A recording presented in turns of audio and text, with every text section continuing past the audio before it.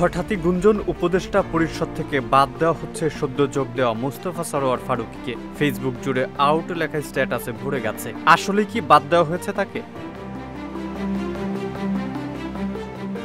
গত রোববার অন্তর্বর্তী সরকারের উপদেষ্টা পরিষদের নতুন সদস্য হিসেবে শপথ নিয়েছেন তিনজন। তাদেরই একজন চলচ্চিত্র নির্মাতা মোস্তফা সরোয়ার ফারুকী।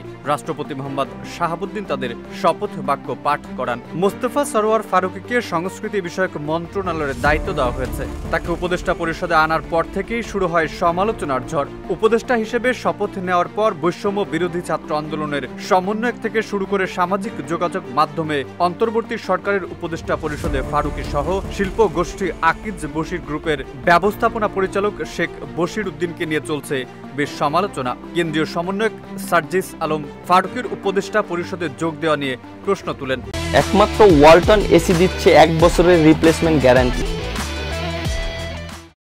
আন্দোলনের সময় নীরব থেকে নিজের গা বাঁচিয়ে চলা লোকদেরকে উপদেষ্টা পরিষদে দেখতে চান না বলেও জানান তিনি। ফারুকী ক্ষমতার কাছাকাছি থাকার জন্য তোষামোদি করেছে উল্লেখ করে তিনি বলেন, আমরা দেখেছি ফারুকীকে বিগত এই ৩৬ জুলাই কোনো সময় সরাসরি সরকারের বিপক্ষে গিয়ে এই ছাত্র জনতার অভ্যুত্থানে যারা অংশগ্রহণ করেছে তাদের পক্ষে কখনো অবস্থান নেননি। তিনি তার পুরো সময় ক্ষমতার কাছাকাছি থাকার জন্য যেখানে তার মতো করে তোষামোদি করা দরকার সেভাবে করেছে।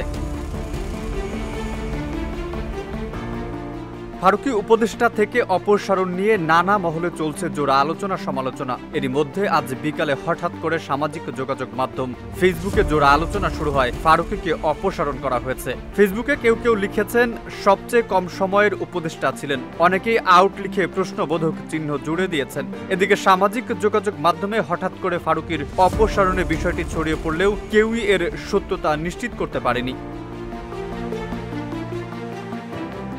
সংস্কৃতি বিষয়ক উপদেষ্টাকে নিয়ে যখন নেটিজেনরা সরব, ঠিক তখনই প্রধান উপদেষ্টার প্রেস সচিব ফারুকী এবং তার বউয়ের সাথে দুটো ছবি পোস্ট করে লিখেছেন, মোস্তফা সরোয়ার ফারুকী এবং তার বউ খ্যাতিমান অভিনেত্রী তিশার সাথে। পুরস্কার বিজয়ী চলচ্চিত্র নির্মাতা ফারুকী আমাদের নতুন সংস্কৃতি বিষয়ক উপদেষ্টা।